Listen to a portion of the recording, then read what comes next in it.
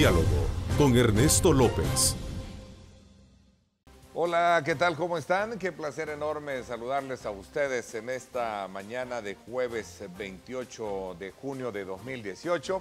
Gracias por sintonizar Cadena Megavisión, 3 canales al servicio de usted, todas las mañanas que arrancamos precisamente con Telenoticias 21, encadenados y por supuesto también ya en la segunda, digamos, o en el subsiguiente programa.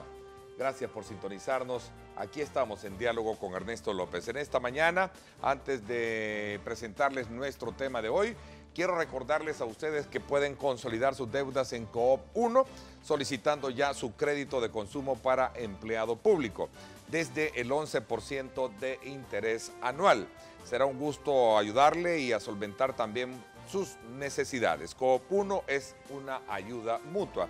Esta mañana, por cierto, de mucha lluvia, en nuestros estudios nos acompaña el doctor José María Rubiera, funcionario director del gobierno cubano y especialmente del Centro Nacional de Pronósticos del Instituto de Meteorología de Cuba, a quien quiero darle la más cordial bienvenida y vamos a aprovechar conversar sobre la experiencia que tiene precisamente la isla para la prevención y la mitigación de desastres naturales. Creo que es importante conocerla desde la perspectiva de cómo se tratan los temas y por supuesto también cómo deben países como los nuestros, que son altamente vulnerables, manejar este tipo de crisis y desastres provocados obviamente por todos los temas ambientales. Doctor, qué gusto tenerlo acá en nuestros estudios y conocer de usted esa experiencia. Bueno, en primer lugar, agradecerle la invitación y que estoy muy contento de estar aquí y poder estar compartiendo con los hermanos nicaragüenses, salvadoreños. Y bueno, en toda esta cuestión que compete a Centroamérica, compete a toda Norteamérica, compete a todo el mundo, que es la prevención de desastres, el salvar vidas. A ver, quizás solo para, ¿qué aportes podemos tener nosotros como país, como Centroamérica, de la experiencia de Cuba en el manejo y prevención de desastres por fenómenos naturales, reconociendo de luego la experiencia de usted y la vulnerabilidad de nuestros pueblos como tal? Bueno, a mí me parece que un tema muy importante es de la información. Nosotros tenemos en el país por muchos años ya una gran experiencia. Hace 38 años tenemos a especialistas, meteorólogos en la televisión dando la información meteorológica día a día. Claro que no lo hace como un especialista, sino se desdobla en un comunicador utilizando palabras sencillas, palabras llanas, palabras que la población entienda. Y eso prepara, por supuesto, a que las personas conozcan a los especialistas y que en el caso de que hayan huracanes, de que hayan fenómenos meteorológicos peligrosos, lluvia intensa, cualquier otro tipo de fenómeno que pueda amenazar la vida, pues los medios de difusión se ponen en función de eso. Trabajamos 24 horas seguidas y los especialistas también con ese sistema de hablar claramente, llanamente, palabras no técnicas, informamos de la situación, decimos claramente cuáles son los impactos, los peligros que se le puede venir arriba, mantener informado y traducir al ciudadano. Y traducir el lenguaje técnico-científico en un lenguaje normal, comprensible a la gente y enfocarnos más bien en los impactos, en lo que la gente puede sentir, en lo que la gente necesita, más que en las cosas de los sistemas, digamos, de otras cosas que son aledañas. Es como en el periodismo. Tenemos el lead y tenemos lo menos importante debajo. Exactamente. Tenemos el encabezado. Exacto. La titularidad y luego pues de lo mayor a lo menor. Exacto. ¿Verdad? Así mismo es. Aunque ahora ya el arte de la redacción le puede cambiar los patrones y dice, aplicando aquel término de que el orden de los factores, aquel término matemático que sí, el orden de los factores producto. Aquí no sí. altera el producto, ¿no? ¿Obligó el cambio climático a colocar en una agenda informativa el tema? Por supuesto que sí. Cuando nosotros comenzamos en la televisión no se hablaba de cambio climático, fue en el año 81. Pero evidentemente que el cambio climático ha obligado. El calentamiento que ha tenido nuestro planeta en todos estos años ha agudizado los problemas. Los huracanes son ahora más intensos que antes, son más frecuentes. Tenemos huracanes que cambian su categoría muy rápidamente, se intensifican rápidamente. Y todo eso hace que efectivamente tengamos que tener muy presente el cambio climático en todo lo que hacemos. Y eso hace que la información sea todavía más importante. O sea que si empezamos en el año 81 con el pronóstico del tiempo, con la información, y casi en aquella época no había huracanes, había una etapa de poca actividad, pues cuando a partir de 1995 comenzó una gran etapa activa en cuanto a huracanes y empezaron a haber sistemas de lluvia intensa y con mayor frecuencia, pues por supuesto que la información se hizo ya, si antes era necesaria, ahora lo es todavía mucho más necesaria. Bueno, cabe resaltar, y qué bueno que estamos abordando este tema porque ya lo vamos a aplicar en el siguiente bloque, a ver el impacto que esto tiene desde el punto de vista de la política pública. No solo desde el punto de vista informativo como lo estamos manejando hoy en día, ¿no? O en estos primeros minutos. Hay que elevar un poco a la categoría de ver el impacto que tiene esto en una política pública. Es decir, cómo impacta y cómo golpea si no se está preparado en el tema de prevención, en el tema de mitigación de desastres, ¿no?, naturales. Solo para ir cerrando un poco este ciclo, ok, el cambio climático obliga a que el tema de la información meteorológica se ubique en una agenda informativa, ¿no? La población merece estar informada, merece estar atendida, ¿verdad?, para saber cuáles son las condiciones del clima por varios factores, ¿verdad? Tradicionalmente, como usted lo decía, doctor, la información en el pasado se ocupaba más que todo para ver las condiciones agrícolas, ¿no?, para trazar las condiciones agrícolas. En los Estados Unidos, si nos remontamos un poquito a ver la práctica en los medios de comunicación, es mucho más permanente y frecuente. Allá es cada hora. Sí, pero también hay un clima más cambiante. Y es un clima más cambiante, claro. Son condiciones diferentes. A ver, hoy en día tenemos el auxilio de la tecnología. En el país, acá para conocimiento, yo creo que muchos lo saben, se tiene un radar de lluvias. Se tienen varios radares. Sí, varios radares, ¿sí? Que es muy preciso, sí, que es otro instrumento fácil de poderlo, digamos, especializarse en él para poderlo desarrollar y mostrarlo en la televisión o en la radio. La imagen de satélite, ¿verdad?, también. Imágenes de satélite, animadas. Grandis, tienes la NASA, etcétera, etcétera, ¿no? Yo creo que eso es muy importante. El uso de a lo que quiero llegar es que ahora la tecnología también está facilitando. Seguro. Manejar mejor y con más precisión la información. A eso quería llegar. Seguro. Cuando empezamos en la televisión era blanco y negro y no había esa tecnología. Para poder una imagen de satélite era un papel que mostrábamos. Hoy en día todo es digital. Los sistemas de televisión para mostrar el tiempo son especializados.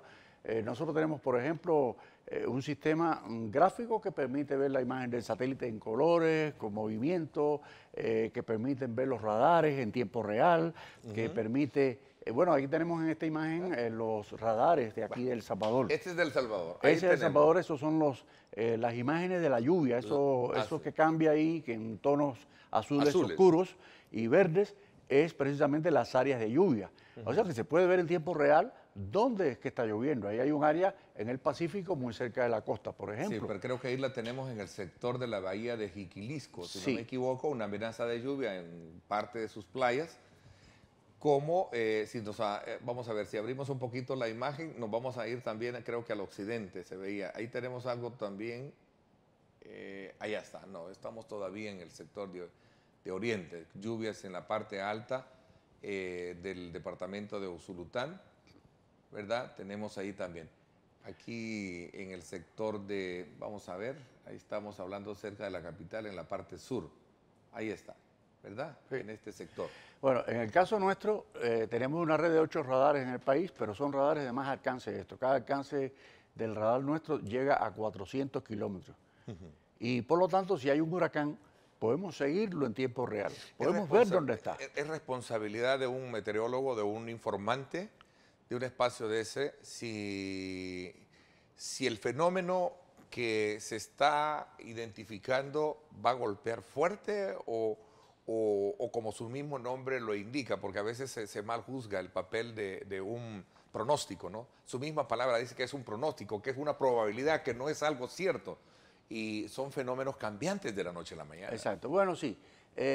Los meteorólogos tenemos la misión de hacer el pronóstico. El pronóstico puede no ser el 100% exacto, pero es en el caso nuestro tenemos, porque se evalúan, de un 92-93% anual de efectividad. Quiere decir que la mayor parte de los pronósticos en todas las variables son mejores, son bastante confiables.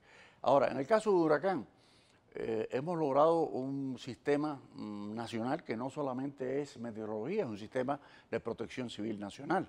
Nosotros somos parte de ese sistema y nuestra misión ahí es hacer el pronóstico del huracán con el tiempo de antelación necesario, hacer las alertas tempranas sobre el fenómeno científico, meteorológico, y esa información sirve a la defensa civil, a la protección civil, para hacer sus medidas de prevención. Pero también ayuda a la población, porque la población recibe una información muy exacta y sigue la información. Ahí tenemos el huracán Irma, que golpeó fuertemente la costa norte de Cuba con categoría 5. Estos mapas no son nuestros, esos mapas son de un pronóstico del Centro Nacional de Huracanes de Estados Unidos. Pero ahí se ven las muestras, los modelos. En realidad no fue así. No fue así. Ese es eso ilustra. Esa fue una proyección. Sí, eso quiero ilustra. Quiero resaltar que ese es un archivo viejo, ¿no? Sí, sí, lo sabemos. Es un archivo, perdón. Pero lo que quería decir, eso ilustra la necesidad. Es un ejemplo de cómo se van identificando. Sí, pero ilustra la necesidad de seguir los pronósticos, porque los pronósticos se hacen cada 6 horas y van cambiando. Sí, van cambiando. Entonces, no se sabe enseñamos a la población que si usted está dentro del cono y si 6 horas después y después usted está dentro del cono, usted está en peligro. Si sin embargo se mueve hacia un lado o hacia el otro, su peligro disminuye. O sea que es también una forma de mostrar la incertidumbre del pronóstico y la certeza también. O sea que por eso es que la información hay que seguirla, no basta con una sola. Y en eso estamos completamente alineados en toda la región americana. Parte de la cultura de las personas y parte de la información y parte de la acción con planes precisos para evitar esos problemas o paliarlos. ¿Qué pasó en Puerto Rico? ¿No estaban preparados? Yo pienso que no estaban preparados. A pesar de que son zonas, que es una zona insular que obviamente debería de estarlo, porque ahí es donde entran, pegan. Pienso que el impacto fue muy fuerte y pienso que no estaban totalmente preparados. No estaban preparados para ello y simplemente hubo ese problema. Eso quiere decir que cómo es posible que es considerado casi un estado más de los Estados Unidos. Sí. Y hasta este momento, ¿cuántos años han pasado de ese? Y todavía siguen. Eso no se reponen. Es un verdadero caso de estudio y yo pienso que los hermanos puertorriqueños cojan esa experiencia. Es una experiencia amarga. Cuba la tuvo. En el año 1932 tuvimos un huracán con 3.000 muertes por una marea de tormenta que arrasó una población completa de Santa Cruz del Sur. Y después tuvimos en el año 63 una gran inundación con el huracán Flora, que hubo 1.200 muertes. Pero hubo que sacar las experiencias de eso. Y gracias a eso es que tenemos el sistema que tenemos actualmente. Sin pretender ser catastrófico, los próximos años será mucho más impredecible el tema climático. Yo no creo que sea impredecible. Yo sí creo que sea problemático, porque va a haber sistemas más fuertes y de más rápida evolución, que nos tendrán en tensión. No creo que sea impredecible porque la ciencia ha avanzado mucho y hoy los huracanes son predecibles totalmente con un alto grado de confianza. Pero hay que prepararse para eso, hay que prepararse para no solo eso, hay que prepararse porque el cambio climático puede traer en algunas zonas sequías más frecuentes, sequías más intensas o lluvias más fuertes, contrastes grandes como eso. Miren, en Cuba teníamos una sequía enorme el año pasado. El año pasado a esta hora había una sequía prolongada de más de 2 años y una sequía muy intensa. El huracán tiene sus partes buenas. Vino el huracán Irma y llenó las presas. Y después con la lluvia que hemos tenido en los meses de abril y mayo, las presas están llenas. Hoy en día no hay sequía ni tenemos problemas con el agua en el país. Hay los grandes contrastes. Y para eso pues hay que irse preparando y hay medidas para eso. Hay medidas para paliar la sequía y hay medidas también para paliar los fenómenos más peligrosos. En Cuba estamos muy conscientes del cambio climático. Y hay un plan estatal, quizás sea uno de los pocos países que tenga un plan estatal que se llama comúnmente Tarea Vida, pero que es un plan de adaptación al cambio climático. Se han hecho estudios, se sabe qué va a pasar en el 2050, se sabe qué va a pasar en el 2100, y con respecto a eso hay un plan general que incluye no tan solo lo que es la prevención de los fenómenos más peligrosos, sino la adaptación de otros que no parecen ser tan peligrosos, pero que pueden con el tiempo hacerse verdaderamente dañinos, como es el caso de la elevación del nivel del mar en las costas. Hemos tenido 35 centímetros ya en unos pocos años de elevación del nivel del mar, y Cuba tiene 5.495 kilómetros de costa. Por lo tanto, una elevación del nivel del mar es importante. Hay países que van a tener gran problema. Holanda, por ejemplo, le ha robado, por así decirle, al mar un gran terreno. Y cuando esa elevación del mar se produzca, pues entonces van a tener grandes problemas ellos, y también muchos lugares en toda la costa oriental de los Estados Unidos, en la costa del Golfo de México. Los países que son, digamos, que tienen grandes costas pueden tener grandes problemas, y sobre eso hay que prepararse. También hay una cosa, nosotros en la información diaria que tenemos en los noticiarios de televisión tenemos un tiempo previsto de 2 minutos, 2 minutos y medio para dar toda la información. Usted conoce perfectamente bien lo que es el tiempo en televisión. Claro. Por lo tanto, no nos podemos pasar de ahí. Ahora, en los casos que hay un fenómeno peligroso, si yo digo que me den 10 minutos, me dan 10 minutos.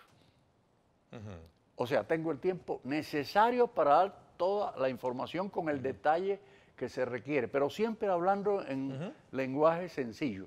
Eso, por ejemplo, es en el estudio. Esos son sistemas. Sí. Ese es, por ejemplo, la tormenta subtropical Alberto, en la cual yo decía que el centro no importaba, que no había que hacerle caso a eso, que lo importante era la lluvia intensa.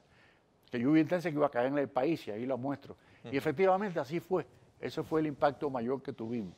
Ilustra también la necesidad de no enfocarse tanto en qué cosa hace la lluvia, porque en realidad el sistema este estaba en Yucatán, el canal de Yucatán, sí, no tenía importancia como centro, pero la lluvia sí. Porque aquí entra en juego lo que significa, aquí hay una ley, la Ley de Prevención y Mitigación de Desastres, que si no mal lo recuerdo, todavía no tiene el fondo pertinente reservado para poder atender una emergencia. Y ya nos fuimos al plano económico, sí. ¿Cierto? Bueno, mire. Porque no, hablamos de la información, hablamos del fenómeno, de la preparación de una política pública, pero una política pública debe estar respaldada por el tema económico. Sí. ¿Qué va a pasar si tienes un desastre y no tienes dinero, no tienes fondos, tienes problemas fiscales? En mi opinión, toda sociedad humana es humana y por supuesto es perfectible.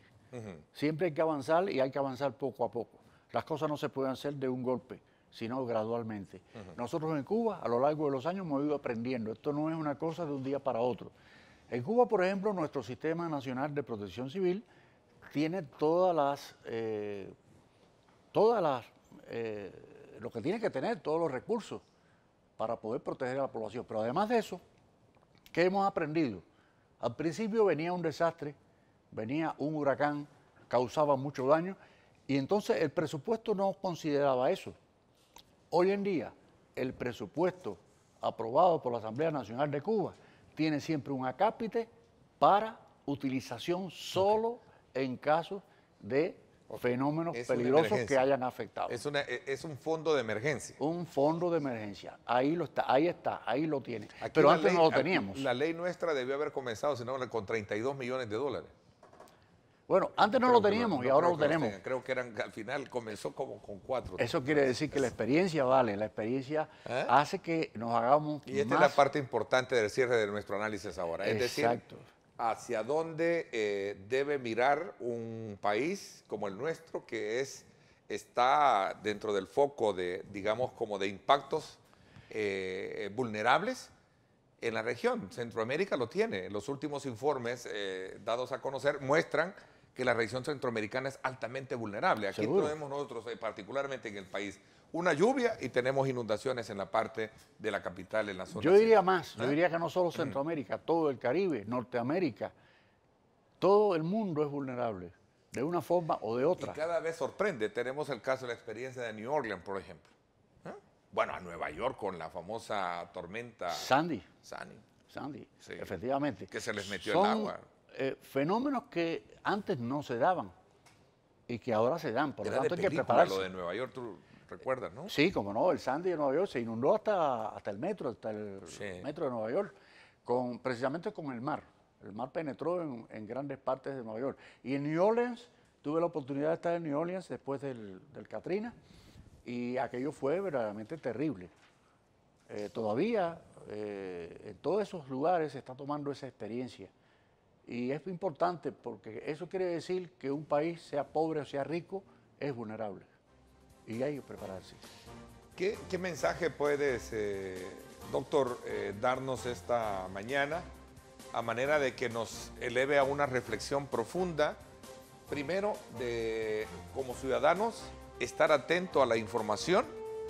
Segundo, hacer hincapié en el tema educativo, porque también eso es bien importante y creo que se nos quedó todavía en el tintero esto, el tema educativo, cómo la población debe de asumir la responsabilidad de poder atender un llamado de instituciones para evitar cualquier tipo de tragedia. Tal como lo anunciamos en la segunda parte de nuestro programa, nos vamos a conocer desde luego aspectos que tienen que ver con el trabajo que desarrolla el Fondo Social para la Vivienda, y quién mejor, su presidente, para que nos hable respecto al licenciado José Tomás Chévez. Gracias por acompañarnos. Como no, Ernesto, muchísimas gracias también por el espacio. Un saludo especial a todos los televidentes de Canal 21. Contentos de estar acá con usted porque siempre manejamos el principio que si tenemos una sociedad debidamente informada, está en las mejores condiciones de tomar también las mejores decisiones, y creemos que formar un patrimonio familiar debería de ser el objetivo número uno de una inversión estratégica para toda familia. A ver, a propósito, el gobierno de la República lanzó el denominado Plan 10. Sí. ¿Verdad? Con el propósito de hacer un ajuste pertinente mayor en varias áreas.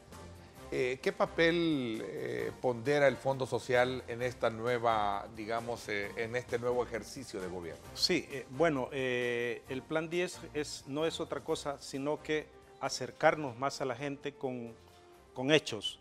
Obviamente el Fondo Social en el rol que tenemos en cuanto a vivienda, asumimos 5 compromisos con el gobierno en el Plan 10. Primero, fortalecer obviamente la colocación de créditos. Pretendemos colocar 7.900 créditos más en este periodo que falta, con una inversión adicional de 155 millones de dólares. Pretendemos obviamente atender a 31.600 personas o familias más con casa propia. Ese es uno de los retos. 2, fortalecer el programa de vivienda social. ¿Por qué estamos nosotros con el programa de vivienda social? Este programa, Ernesto, fue diseñado y está siendo, diríamos, demandado por aquellas familias que están en situación vulnerable en cuanto a vivienda se refiere. Por ejemplo, madres solteras, viudas, gente que su actividad económica de repente es una venta ambulante en la calle, una persona que tiene una pupusería, una tienda, que en condiciones normales, lo digo yo, aún al Fondo Social no podían accesar a un crédito. Con este programa la gente tiene, este tipo de familia tiene la oportunidad de en vez de estar alquilando en un mesón, arriesgando a sus hijos, utilizando un baño común, le dan la oportunidad de un techo propio, un baño para uso exclusivo de ellos. Entonces, el programa de vivienda social está enfocado en esa línea. También el otro reto para este Plan 10 es fortalecer el programa Casa Joven. Este programa ya se convirtió, Ernesto, en un programa emblemático para el Fondo Social. Ya atendimos más de 4.600 jóvenes desde que inició el programa. Es muy joven también el programa. Ya invertimos más de 88 millones de dólares en este programa. Vale la pena fortalecerlo, vale la pena acercarnos más a los jóvenes, y cuando digo acercarnos es establecer nuevas estrategias, cómo llegar más a los jóvenes y hacer conciencia que la inversión estratégica a temprana edad es lo que cuenta. Y de la misma manera, ya esto quizás sería como un adelanto, como un anticipo. En julio, el 1 de julio, salimos con el programa Casa Mujer. De igual manera, este programa tiene condiciones especiales, como es la tasa de interés que va al 4%, y al 4%, Ernesto, eso implica que nosotros estaríamos subsidiando 2 puntos porcentuales en relación a la tasa más baja que hemos tenido en el Fondo Social. ¿Y eso es producto del plan o de la misma robustez de la política o estrategia que ha traído el fondo? Combinado, es parte del plan 10, ¿verdad? Cómo acercarnos a la familia más necesitada, cómo el Fondo Social ayudar o profundizar el rol social, y ese es uno de los programas que estamos promoviendo en el Plan 10. Creemos nosotros que vale la pena, si la cartera nuestra está, diríamos, casi el 90% colocado en familias con ingresos abajo de los 4 salarios mínimos, este programa va para mujeres, ¿verdad?, con 2,5 salarios mínimos para abajo, es decir, es casi a la mitad de las exigencias del programa normal que tenemos de vivienda social. Y por último, el otro reto es concluir esta gestión que hemos hecho con inversionistas extranjeros o externos para la construcción de 5.500 viviendas de interés social, con una inversión que estarán superando los 165 millones de dólares. ¿Por qué lo pusimos esto en el Plan 10? Si bien es cierto, de repente no vamos a concluir la construcción de las 5.000 viviendas, Ernesto, ya vamos a dejar un plan aprobado, un programa aprobado, ¿verdad?, que va a traer beneficio no solo a las familias que estarán comprando estas viviendas nuevas, sino beneficio país, porque eso implica generación de empleo para el sector obrero. Eso significa estimular la economía a través de 4 sectores importantes: el sector de la construcción, industria, comercio y servicio. Una pregunta que me parece que es importante colocarla sobre la mesa y del análisis que estamos haciendo sobre el tema de vivienda en el país. Un empleado promedio en el país, ¿a qué derecho o a qué acceso tiene derecho? Ok.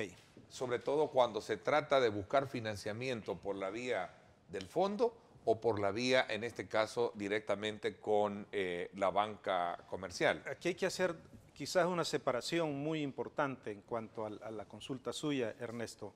La banca, en primer lugar, no financia ni proyectos de vivienda de interés social, ni mucho menos financia a la familia vivienda de interés social. Es decir, este es un rol exclusivo del Fondo Social, porque decíamos casi el 90% de la cartera del Fondo Social ha sido colocado en familias con ingresos de abajo de 4 salarios mínimos. ¿Qué significa esto? Anteriormente eran 250, eran familias que en 3, porque nosotros permitimos que hasta 3 familias sumen sus salarios para obtener un crédito mejor. Eso implica que 3 familias podían ganar los $1,000 para conseguir un crédito de vivienda de interés social. Esa es una parte. La otra es que por este fenómeno que se da en la banca, nosotros nos hemos convertido en la, diríamos, en la institución líder en el financiamiento de vivienda para las familias de más bajos ingresos. Ernesto, de cada 100 créditos que se dan en el sistema, el Fondo Social otorga 65 créditos. Entonces, ¿Para vivienda? Para vivienda en general. No, ¿para vivienda de qué tipo? Bueno, vamos desde 5,000 viviendas, perdón, $5,000 que puede valer una vivienda recuperada, hasta $125,000, que es el monto máximo que nosotros... Un monto máximo de $125,000 ya aplica para una vivienda que está mucho más allá de la parte de interés social, ¿no? Es correcto. Pensamos en las familias con ingresos medios.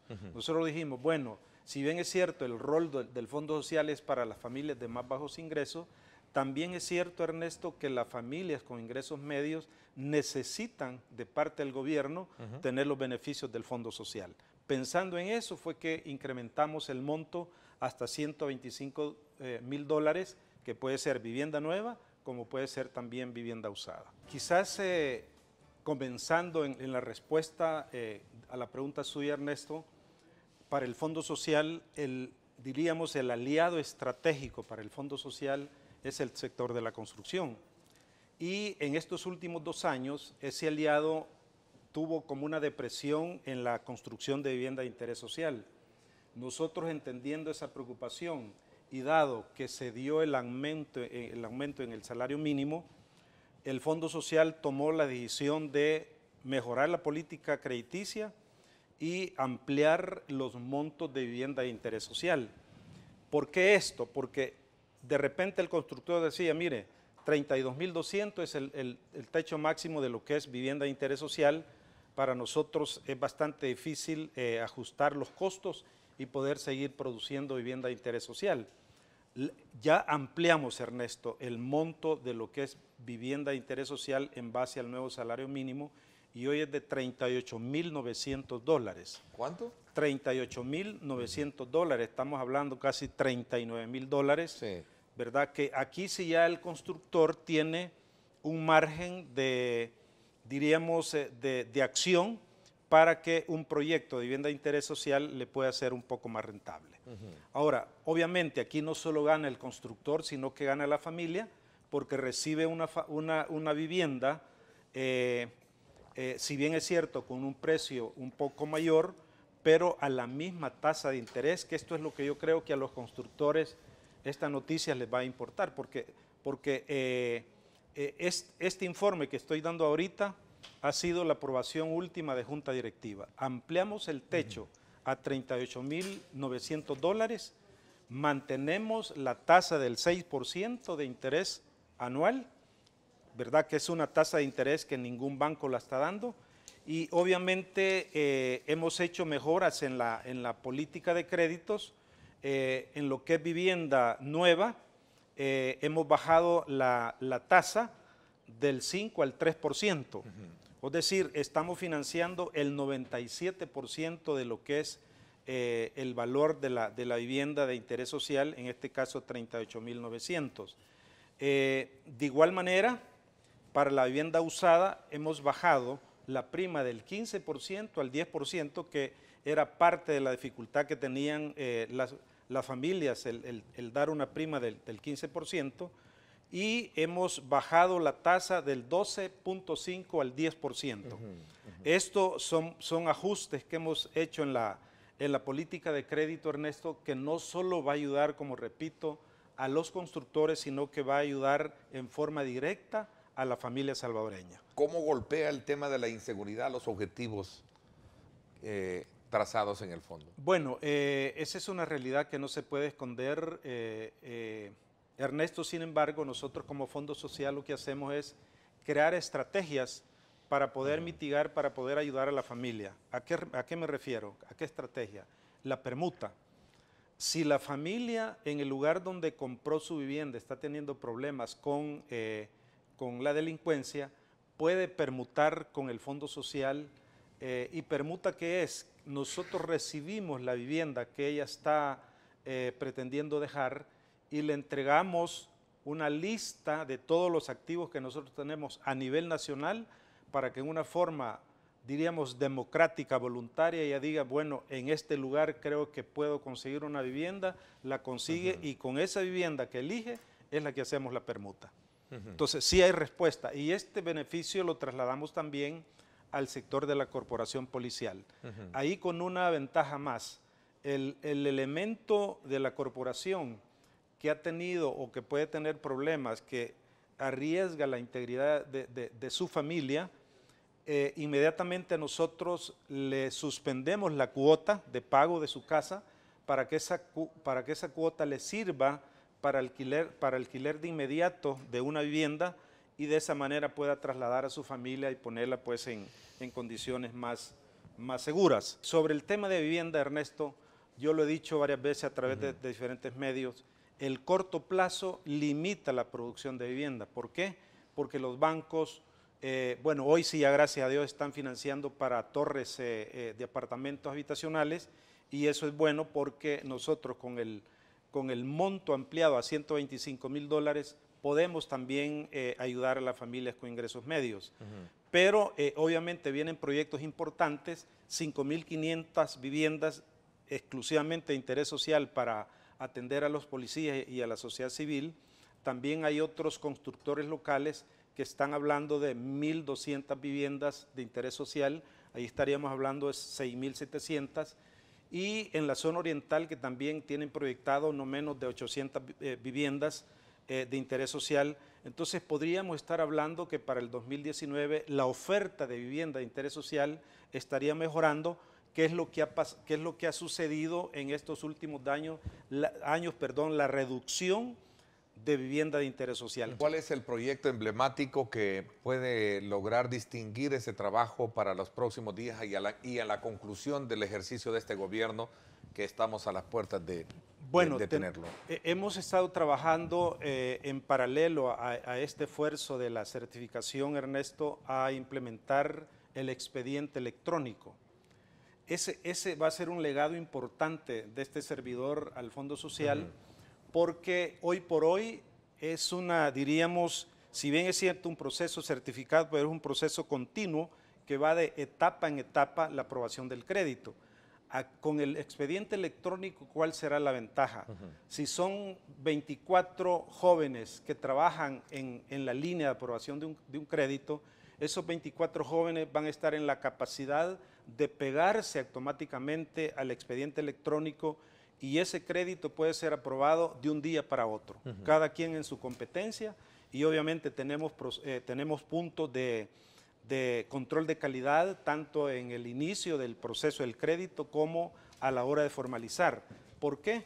Porque si lo hacemos al principio, garantizamos que el trabajo que se va a hacer no hay retroceso ni reproceso, sino que vamos a lo seguro, y el control de calidad antes de escriturar nos garantiza que a la hora que ese crédito se escritura no va con deficiencias que puede ser regresado por el CNR o por cualquier institución que supervisa las operaciones del Fondo Social para la Vivienda.